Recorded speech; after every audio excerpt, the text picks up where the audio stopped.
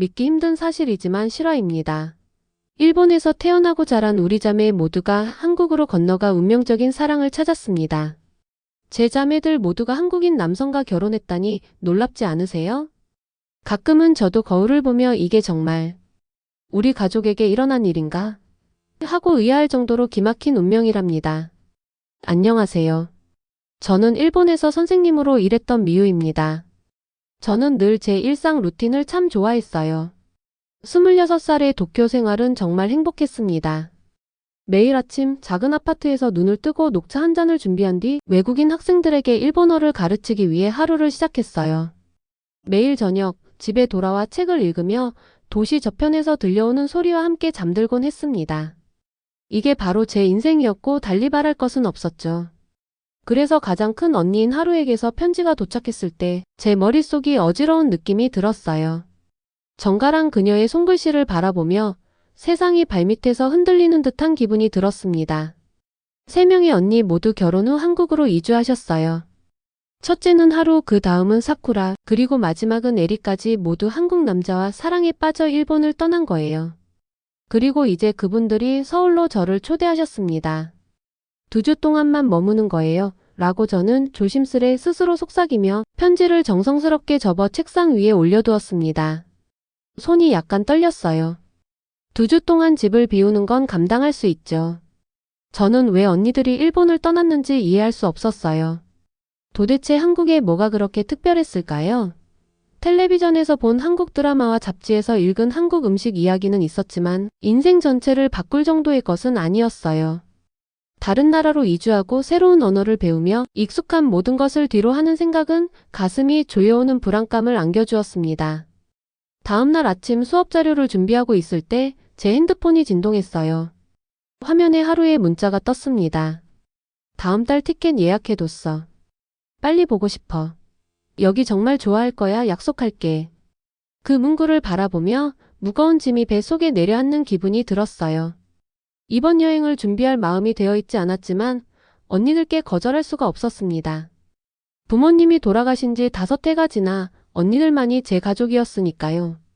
먼 곳에서도 항상 저를 챙겨주셨으니 이번에 실망시킬 순 없겠죠. 날이 갈수록 걱정은 그림자처럼 커져갔습니다. 한국 여행 가이드북을 읽고 준비차 더 많은 한국 드라마를 시청하기 시작했어요. 언어 앱도 다운로드받아 기초적인 한국어 구문을 연습했습니다. 하지만 아무리 준비해도 이번 여행이 모든 것을 바꿀 것 같은 느낌은 지울 수가 없었습니다. 나는 그냥 방문하는 거야 라고. 어느 저녁 설거지를 하며 단호하게 스스로에게 말했어요. 인천국제공항에 내린 순간 제 심장은 벌새 날개처럼 빠르게 뛰었어요. 한국어, 영어, 일본어, 중국어로 된 표지판이 수암을 찾는 곳을 가리키고 있었어요. 저는 가방을 꼭 붙잡은 채 인파를 따라갔습니다. 아무리 준비했다고 해도 완전히 준비가 되어 있지 않은 제 자신을 느꼈습니다. 저는 하루를 먼저 발견했어요. 언니가 저를 알아보기도 전에 출구 근처에 서서 열심히 군중을 살피고 계셨습니다. 뭔가 달라 보이셨어요. 더 자신감이 있어 보이고 더 생기가 넘쳤어요. 평소 본 적 없던 스타일의 헤어와 잡지 표지에 나올 법한 멋진 코트를 입으셨습니다. 택시 안에서 창밖으로 서울의 첫 모습을 바라보았습니다. 마치 살아있는 생명체처럼 도시 전체가 숨쉬며 활기를 띠고 있었어요. 고층 빌딩이 고즈넉한 고대 사찰 옆에 우뚝 서 있었고 다채로운 옷을 입은 사람들이 붐비는 거리, 전통시장 옆으로 디지털 광고판이 반짝였어요. 도쿄와는 너무 달라요? 라고 속삭이며 창에 내리는 숨결이 서리가 되어 맺혔습니다. 서울의 에너지가 마치 파도처럼 제게 밀려왔어요. 도쿄는 정돈되고 조용하며 예측 가능했는데 이 도시는 야생적이고 신나 보였으며 가능성으로 가득 차 있었습니다. 불안함과 동시에 이상하게도 설렘이 가슴속에서 어지럽게 춤을 췄습니다. 하루의 아파트 건물에 도착했을 때 제 머리는 감각 과부하로 빙글빙글 돌고 있었어요. 엘리베이터를 타고 12층까지 올라가자 문이 열리며 다른 언니 사쿠라와 에리, 그리고 그분들의 남편으로 추정되는 3분이 반갑게 웃으며 맞아주셨습니다. 아파트는 따뜻한 인사와 맛있는 음식 냄새로 가득했어요. 모두가 한꺼번에 말을 섞으며 일본어와 한국어를 오갔습니다. 누군가 제 짐을 들어주거나 슬리퍼를 건네주고 편안한 자리로 안내해 주었어요. 도쿄의 조용한 아파트와는 달리 이곳의 소음과 움직임은 저를 압도했습니다. 언니들과 그들의 남편들이 함께 있는 모습을 보며 남편들이 저녁 준비를 도와주시는 모습에 눈길이 갔습니다.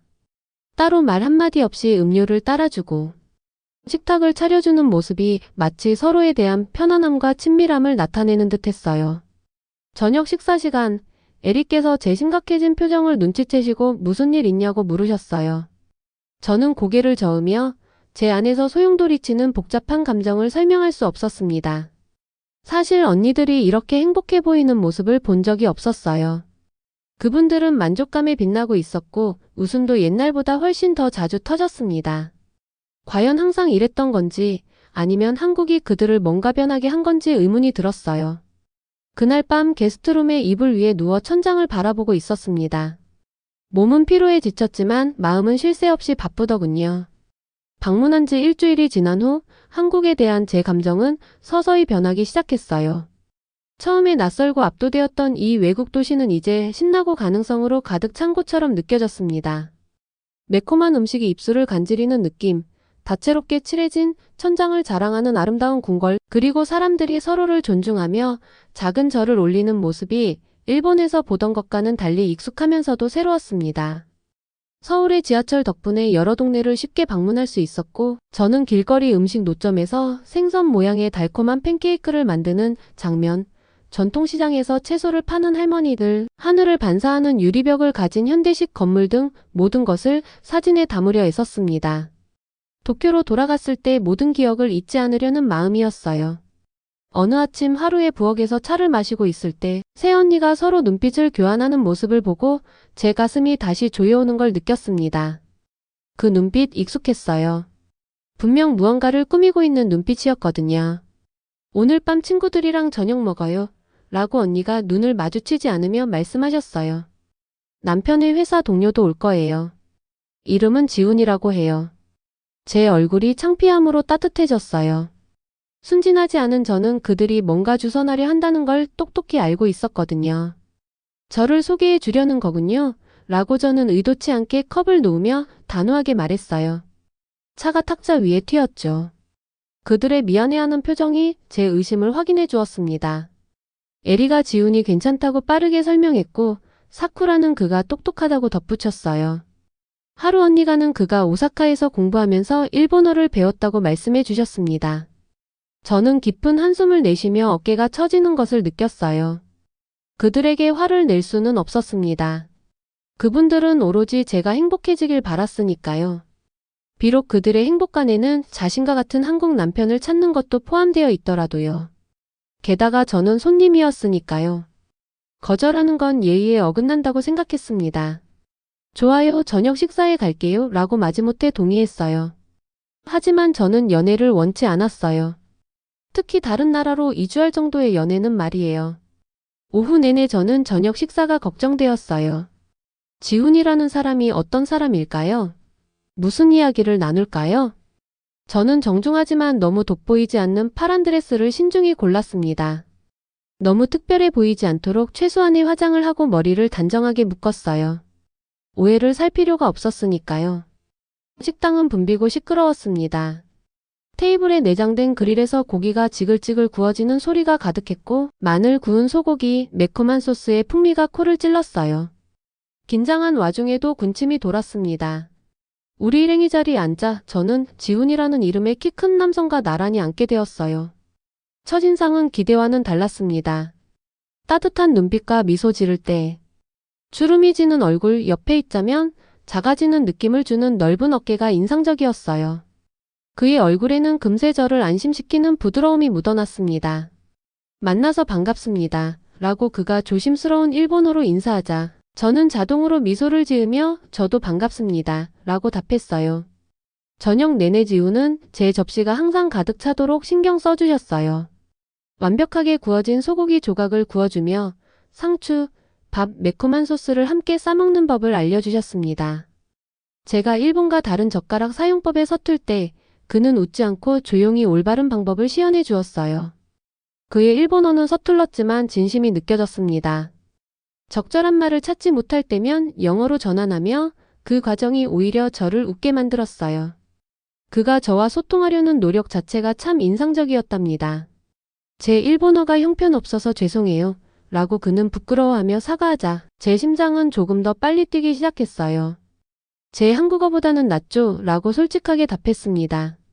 저는 도쿄에서 일본어를 가르치는 제 일에 대해 지훈에게 이야기하기 시작했어요. 그는 제 이야기에 진심으로 귀 기울이며 학생들과 교육 방법에 대해 사려 깊은 질문을 던졌습니다. 그 누구도 제 일에 이렇게 관심을 가져준 적이 없었어요. 저녁 식사가 끝날 무렵 저는 테이블의 다른 사람들과 거의 대화를 나누지 않았다는 사실을 깨달았습니다. 지훈은 그의 부드러운 태도와 사려 깊은 대화로 제 모든 관심을 사로잡았어요. 마지막으로 누군가와 이렇게 즐겁게 대화한 것이 언제였는지 기억이 나지 않았습니다. 모두가 떠날 준비를 할 때 지훈은 제 옆에서 머뭇거리며 시계줄을 만지작거리더군요. 내일 경복궁 보러 가실래요? 라고 그는 눈에 희망을 담아 조심스레 물었어요. 관광객들이 잘 모르는 곳들도 안내해 드릴 수 있어요. 저는 거절해야 할 많은 이유들이 머릿속을 스쳐갔습니다. 막 만난 사이이고 한국 일정이 한 주밖에 남지 않았어요. 복잡한 감정을 원치 않았죠. 그러나 그 어떤 이유도 제 입술을 열지 못하게 했습니다. 대신 저는 스스로 내일 만나자는데 동의하고 말았어요. 그날 밤 침대에 누워있을 때 왜 그렇게 빨리 내라고 했는지 궁금해졌습니다. 지훈에게 다시 보고 싶게 만든 이유는 무엇이었을까요? 내일이란 생각이 왜 저를 그렇게 설레게 했던 걸까요? 이러한 질문들이 머릿속을 맴돌던 채 저는 한국에 도착했을 때 느꼈던 어지러움과는 달리 얼굴에 미소를 띠고 잠에 들었어요. 며칠 동안의 시간은 마치 아름다운 꿈처럼 흘러갔습니다. 매일 아침 지훈을 곧 만날 것이라는 설렘의 기분이 날아올랐어요. 그는 서울의 여행지 중 제 여행 책자에 나오지 않는 곳들을 안내해주며 멋진 가이드가 되어주었습니다. 우리는 고층 빌딩 사이의 숨은 고대 사찰들을 탐방했고 나무 문과 다채로운 그림들이 있는 평화로운 공간에서 분주한 도시 속 작은 섬 같은 느낌을 받았어요. 지훈이 이름으로 소개한 길거리 음식 노점에서 맛있는 간식을 먹으며 주인들과 인사도 나누었죠. 그들은 지훈을 보면 웃으며 제가 일본에서 온 친구라고 소개하자 더 넉넉하게 음식을 내주었어요. 저의 가장 소중한 순간은 한강을 따라 걷던 저녁 산책이었어요. 도시 불빛이 물에 비쳐 반짝이는 장면은 마치 동화 속 한 장면 같았습니다. 강변 공원에서 가족들이 즐겁게 놀고 거리 음악가들이 아름다운 소리를 채워주며 연인들이 손을 맞잡고 걷는 모습이 어찌나 평화롭게 느껴지던지 지나가는 사람들에게 저희가 그런 모습으로 비쳤을지 문득 궁금해지더군요. IT 전문가가 되신 계기는 무엇인가요? 라고 저는 호기심 어린 마음으로 지훈께 물었어요. 그의 눈은 어릴 적 퍼즐을 풀던 기억을 떠올리며 빛나기 시작했어요. 그에게 컴퓨터 프로그래밍은 매일 새로운 퍼즐을 푸는 것과 같았다고 하셨습니다. 그의 열정은 저를 미소 짓게 만들었어요. 신이 났을 때 손짓으로 마치 보이지 않는 코드를 그리는 듯한 모습이 참 사랑스러웠습니다. 그럼 선생님은요? 항상 일본어를 가르치고 싶으셨나요? 라고 그가 살짝 몸을 앞으로 기울이며 물으셨습니다. 갑작스런 질문에 저는 당황했어요. 오랫동안 제 꿈에 대해 누군가 물어본 적이 없었거든요. 놀랍게도 저는 수년 동안 누구에게도 털어놓지 않았던 제 어린 시절의 작가라는 꿈을 고백하기 시작했어요. 사실 어릴 때는 작가가 되고 싶었어요. 라고 부끄러움에 볼이 붉어지며 고백했어요. 그러다 보니 가르치는 일은 자연스레 하게 됐어요. 지훈은 웃거나 제 꿈을 터무니없다고 치부하지 않고 오히려 진지하게 고개를 끄덕이며 말씀하셨어요. 아직 글을 써보셔야 해요. 라고 그의 목소리는 진지하면서도 부드러웠어요. 꿈을 따르기에 너무 늦은 때란 없어요. 제 마음은 뜻밖의 감동으로 부풀었어요. 제 작가의 꿈을 격려해주는 이는 처음이었거든요. 부모님은 언제나 안정된 직업을 강조하셨고 사랑하는 언니들조차 제가 어릴 적 썼던 이야기에 대해 물어본 적이 없었으니까요. 며칠이 지나면서 저는 도쿄에서 데이트했던 남자들과 지훈을 비교하게 되었어요. 그들은 꽤 괜찮긴 했지만 항상 식사 도중 핸드폰을 확인하거나 긴 업무 시간에 대한 이야기만 끊임없이 했었죠. 반면 지훈은 달랐습니다. 온전히 제 이야기에 귀 기울이며 며칠 전 제가 언급한 작은 디테일까지 기억해 주었어요. 지훈이 갑자기 멈춰 서서 제게 얼굴을 돌리더군요. 그의 표정은 진지했고 눈에는 제 심장을 뛰게 하는 감정이 담겨 있었어요. 곧 떠나신다는 거 알아요? 라고 그는 조용히 말씀하시더군요. 하지만 당신을 만난 것이 제 올해 최고의 순간이었어요. 제 얼굴은 따뜻해지며 그의 눈을 똑바로 바라볼 수밖에 없었어요. 순간 숨을 쉬는 법조차 잊을 정도였답니다. 저도 당신과 함께한 시간이 참 즐거웠어요. 라고 저는 속삭였어요. 그 말이 제게 얼마나 큰 의미였는지 놀라울 정도였습니다. 그러고 나서 걷다 보니 우리의 손이 스치며 제 피부가 전율하는 걸 느꼈습니다. 잠시 후 지훈께서 조심스레 제 손을 잡으셨어요. 그의 손바닥은 따뜻하고 든든했으며 저는 그 손을 뗄 수 없었습니다. 그날 밤 하루의 아파트에서 잠자리에 들며 제 여행 일정이 거의 다 되어 간다는 사실에 놀라움을 금치 못했습니다. 도쿄로 돌아갈 비행기까지 딱 3일 남았거든요. 조용한 아파트와 예측 가능한 일상으로 돌아가는 생각은 더 이상 안도감이 아닌 서울을, 지훈을 떠난다는 공허함을 안겨주었어요. 이건 미친 짓이야 라고 어둠 속에서 혼잣말을 했어요. 전 그 사람을 거의 모르니까요. 하지만 그런 생각을 하는 와중에도 제 안에서는 이미 그 말이 사실이 아니라는 것을 알고 있었어요.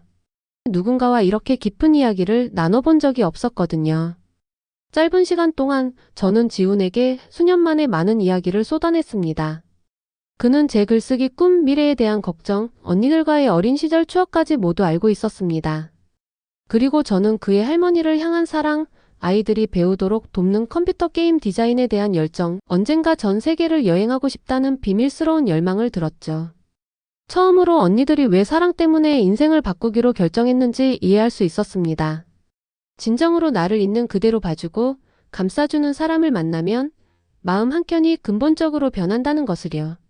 그날 밤 저는 전에는 없던 가능성들에 대해 머릿속으로 끊임없이 고민하면서 서서히 잠에 들었습니다. 과연 저는 막 만난 사람 한 명 때문에 익숙한 모든 것을 버릴 수 있을까요? 과연 그 미지의 세계로 뛰어들 용기가 있는지 스스로에게 물었어요. 한국에서의 마지막 날, 저는 가슴에 무거운 감정을 안고 일어났습니다. 그날 저녁 비행기가 출발할 예정이었어요. 떠나기 전 마지막 날은 언니들과 보내기로 약속했거든요. 제 계획을 지훈에게 전하자 그는 이해한다는 듯 고개를 끄덕였지만 눈빛 속에 스며든 실망의 감정을 지울 수 없었어요. 그 눈빛은 제 꿈속에까지 남아 아침에도 저를 따라다녔습니다. 양치하고 세수하며 거울 속 제 모습을 바라보았는데 어딘가 달라 보였어요. 눈가에는 도착했을 때 없던 슬픔과 불안이 엿보였거든요. 명동 쇼핑가는 활기로 넘쳤습니다. 다채로운 판매판에는 여러 언어로 된 세일 광고가 빼곡했고 길거리 상인들이 관광객들에게 목소리를 높여 손님들을 부르고 있었어요. 다른 날이면 그 활기와 기념품 구입의 설렘에 저도 즐거워했겠지만 오늘은 언니들이 보여주는 것에 집중하기조차 힘들었어요. 머릿속에는 계속 지운 생각이 맴돌았습니다. 그의 미소 웃음소리 그리고 강가에서 그의 손을 잡았을 때 느낀 하나하나의 기억이 제 마음을 아프게 했습니다. 미우, 지훈 생각하는 거죠? 라고 에리가 부드럽게 말하며 화장품 가게 밖에서 기다릴 때 옆에서 살짝 밀어주었어요. 저는 깊은 한숨을 내쉬며 분명히 그렇죠? 라고 부정할 수 없었습니다. 새 언니는 서로를 알아보는 눈빛을 주고받았어요. 그 표정은 장난기 없이 따뜻했습니다. 있잖아 라고 사쿠라께서 조심스럽게 쇼핑백을 정리하며 말씀하셨어요. 서울에도 일본어 학원이 있어. 저는 갑자기 걸음을 멈춰 뒤에 있던 한 여성이 거의 부딪힐 뻔했어요. 가슴이 두근거렸습니다. 무슨 얘기인지 알죠? 라고 속삭이듯 물었어요. 하루 언니가 제 어깨에 팔을 두르며 새해 전 일본을 떠난 그 언니다운 따뜻한 눈빛으로 말씀하셨어요. 가끔 인생은 예상치 못한 방향으로 데려가더라고요. 라고 부드럽게 설명하셨어요. 우리 모두 영원히 일본에 머물 줄 알았지만 그러다 보니 변화할 만한 무언가를 찾게 된 거예요. 제 머릿속에는 수많은 반대의 목소리가 쏟아졌습니다. 제 직업, 아파트, 그리고 도쿄에서 쌓아온 익숙한 일상의 모든 조각들이 스쳐 지나갔어요. 과연 그것들을 모두 버릴 수 있을까요? 쇼핑을 계속하면서 언니들의 말씀이 머릿속에 계속 맴돌았습니다. 과연 제가 한국으로 이주할 수 있을까요? 새로운 언어를 배우고 다른 문화에 적응하며 모든 것을 새롭게 시작하는 것이 가능할까요? 무모하기만 한 것 같기도 했어요. 하지만 도쿄로 돌아가서 지훈을 다시 만나지 못하는 모습을 상상하니 한강을 따라 걷지 못하고 길거리 시장에서 떡볶이를 먹지 못하며 그가 제게 미소 지을 때 느끼던 그 설렘을 다시는 느낄 수 없을 것 같은 생각에 가슴이 아팠습니다. 하루에 아파트로 돌아와 가방을 챙길 때 저는 결심을 굳혔습니다. 손이 떨리며 전화기를 들어 지훈께 전화를 걸었어요. 공항에서 만날 수 있을까요? 라고 제가 물었어요. 제 목소리는 제 마음보다 훨씬 강해 보였어요. 할 말이 있어요. 2시간 후 저는 인천공항 출발홀에 서 있었습니다. 제 옆에는 가방이 있었고 언니들은 멀리서 격려하는 미소로 제게 조용한 응원을 보내주고 있었어요. 공항은 탑승구로 달려가는 여행객들과 사랑하는 사람들과 제외하는 이들로 북적였어요. 여러 언어로 된 안내방송이 울려 퍼졌고 근처 카페에서 커피 향이 풍겼습니다. 하지만 저는 그 모든 것에 귀를 기울이지 않았어요. 오직 입구를 주시하며 지훈을 기다렸거든요. 그가 나타났을 때 살짝 숨을 헐떡이며 마치 뛰어온 듯한 모습이었어요. 그의 머리는 바람에 헝클어졌고 달리느라 볼이 붉게 물들었어요. 정말 멋져 보였어요. 당신이 없을까봐 걱정했어요. 라고 지훈께서 약간의 슬픔이 섞인 목소리로 말씀하셨어요. 떠나시기 전에 이거 드리고 싶었어요. 그는 전통 한지로 포장된 파란 꽃 무늬가 아름다운 작은 선물 꾸러미를 내밀었어요. 정성스러운 포장 하나하나가 제 눈에 눈물을 맺게 했습니다. 저는 그 선물을 받아들고는 열어보지 않았어요. 대신 깊은 한숨을 내쉬며 용기를 모았습니다. 오늘 도쿄로 돌아가긴 하지만 집 정리와 마무리만 하고요. 그리고 만약 지훈 씨께서 아직도 저를 원하신다면 다시 돌아오고 싶어요. 서울로 지훈 씨께로. 지훈의 얼굴에 지금까지 본 적 없는 환한 미소가 번졌어요. 말없이 저를 꽉 끌어안으시며 기쁨에 들떠 약간 들어 올려주셨어요. 저는 웃음을 터뜨리며 오랜만에 가벼워진 마음을 느꼈습니다. 얼마든지 기다릴게요. 라고 그가 마지막에 약속하셨습니다. 얼마나 걸리든. 그날 저녁 비행기에 오르면서 제 마음은 슬픔 대신 설렘으로 가득 찼습니다. 처음으로 저는 익숙한 것보다 미지의 세계를 선택했어요. 두려움과 동시에 용기를 낸 선택이었죠. 비행기 창밖으로 서울이 점점 작아져가는 것을 바라보며 도시의 불빛이 어둠 속의 별처럼 반짝이는 걸 보았습니다. 하지만 이번에는 제가 반드시 돌아올 것임을 알았어요. 이것은 끝이 아니라 새로운 장의 시작이었습니다. 제 손에는 지훈께서 주신 선물이 쥐어져 있었습니다. 포장지를 벗기니 제 이름이 일본어와 한국어로 새겨진 아름다운 노트가 나왔어요. 안에는 아직 쓰지 않은 모든 이야기들을 위해 당신의 가장 큰 팬 지훈이라는 쪽지가 쓰여 있었습니다. 눈물이 맺힌 제 손가락으로 표지를 따라 쓰다듬으며 저는 평생 제가 누구이고 무엇을 원하는지 다 알았다고 생각했던 제 자신이 얼마나 틀렸는지 깨달았습니다. 저는 변화를 두려워해 마음의 벽을 쌓았고 위험을 회피하며 살아왔어요. 이제야 이해가 갔습니다. 때로는 따뜻한 집이란 장소가 아니라 진정한 나를 있는 그대로 보고 사랑해주는 사람일 수도 있다는 것을. 때로는 앞으로 펼쳐진 불확실한 길을 따라 진심을 따라가는 용기가 바로 집으로 돌아가는 길임을요. 비행기가 저를 다시 도쿄로 데려다 줄 때 저는 제 마음속에서 일어나고 있는 가장 뜻밖의 여행이 바로 제 자신임을 깨달았습니다. 그리고 어쩌면 그 느낌이 바로 집에 돌아온다는 느낌이기도 했습니다. 도쿄로 돌아온 후에도 제 마음은 계속 서울에 머물러 있더라고요. 도쿄의 익숙한 일상 속에서도 지훈과 함께했던 시간들이 자꾸만 떠올라 매일 아침마다 눈을 뜨면 그 미소와 따뜻했던 손길이 잊혀지지 않았습니다. 수많은 날들을 보내며 저는 스스로에게 물었어요. 과연 이대로 괜찮을까? 몇 달이 지나자 도쿄의 평온함과 안정감보다 지훈과 함께한 서울의 추억들이 더 큰 의미로 다가왔습니다. 한참 고민한 끝에 저는 결정을 내렸어요. 제 인생에서 가장 소중한 감정은 바로 그 사람과 함께하는 시간이었으니까요. 그래서 저는 조심스럽게 지훈께 연락을 드렸습니다. 저 다시 서울로 가고 싶어요. 이번엔 우리 함께 앞으로의 길을 같이 걷고 싶습니다. 지훈은 제 말을 듣자마자 기쁜 미소로 대답해 주셨어요. 정말요? 제가 기다리고 있을게요. 당신과 함께라면 어떤 어려움도 이겨낼 수 있을 것 같아요. 그 한마디에 제 마음은 따뜻함으로 가득 찼고 도쿄의 안전한 터전보다 지훈과 함께하는 미래가 훨씬 빛나 보였습니다. 그렇게 저는 도쿄에서의 정리와 작별을 준비하고 결국 다시 서울로 향하는 비행기에 올랐습니다. 서울에 도착한 날 공항에서 지훈이 반갑게 맞이해 주셨고 그 순간 모든 두려움은 사라지고 두 사람 사이에는 오롯이 행복한 설렘만 남았어요. 서로를 다시 만나며 우리는 매일 소중한 시간을 쌓아갔습니다. 함께 서울의 골목길을 걸으며 맛있는 음식을 즐기고 한강을 따라 산책하며 미래에 대한 이야기를 나누었죠. 그리고 어느새 우리의 사랑은 결혼이라는 큰 결실로 이어지게 되었습니다. 이제 저는 도쿄와는 다른 서울에서 지훈과 함께 새로운 일상을 만들어가고 있어요. 우리 둘만의 소중한 추억들이 쌓여가고 있고 앞으로도 함께할 날들이 무척 기대됩니다. 이렇게 저는 제 인생에서 가장 뜻깊은 선택을 했고 지금은 그 선택에 후회가 없답니다. 오늘의 이야기는 여기까지입니다. 사연이 마음에 드셨다면 채널 구독과 좋아요 부탁드리겠습니다. 앞으로도 더 좋은 사연으로 여러분을 찾아오겠습니다. 시청해주셔서 감사합니다.